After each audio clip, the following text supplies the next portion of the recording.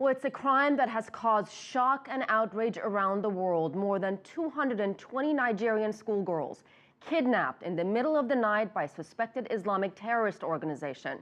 Why isn't more being done to win their release? CCTV's Callebs joins me now to bring us up to date. Sean. Yeah, I say it is a question that is reverberating around the globe right now. Horrifying accounts from some schoolgirls who were able to escape are now coming to light.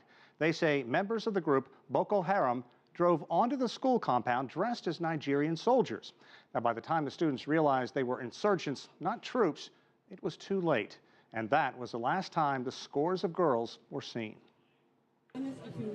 3 weeks have done nothing to ease the sting of the mass abduction. And in Nigeria, there is mounting pressure on the country's president, Goodluck Jonathan, to take action to find more than 220 schoolgirls kidnapped in the middle of the night on April 14th. The Islamist group, Boko Haram, is being blamed. We believe that by coming here, we are going to bring the attention of all Nigerians, and especially mothers and parents, to the plight of those children. The pleas are resonating from the African continent to the rest of the world. In London, New York, African lives matter.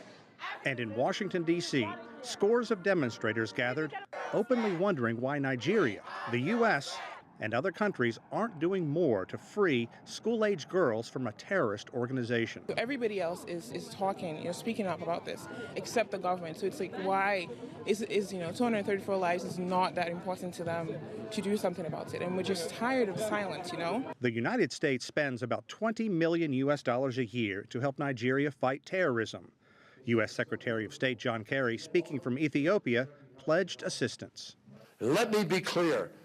The kidnapping of hundreds of children by Boko Haram is an unconscionable crime, and we will do everything possible to support the Nigerian government. The name Boko Haram translates into Western education is a sin. The school presumably was targeted because the group believes girls would be better off serving husbands, not getting an education. The bold kidnapping is among the most shocking of attacks attributed to Boko Haram in its 5-year assault. Thousands have been killed during that time, including more than 1,500 this year alone. Nigeria's military has been outmatched. Troops are deployed in forests, mountains, and various locations where they are combating terrorists and armed gangs of various descriptions. Many in Nigeria say it is inconceivable that so little has been done to free the schoolgirls, and they direct much of their anger at President Jonathan. Jonathan says everything possible must be done to gain the students' release. Now keep in mind, this saga has been playing out 3 weeks, and today marked the first time the president summoned all key players in one room to discuss the search for the school children. Asia? Sean, this story has certainly gotten a lot of attention, as you mentioned in your piece, around the world. And everybody is pretty much asking the same question.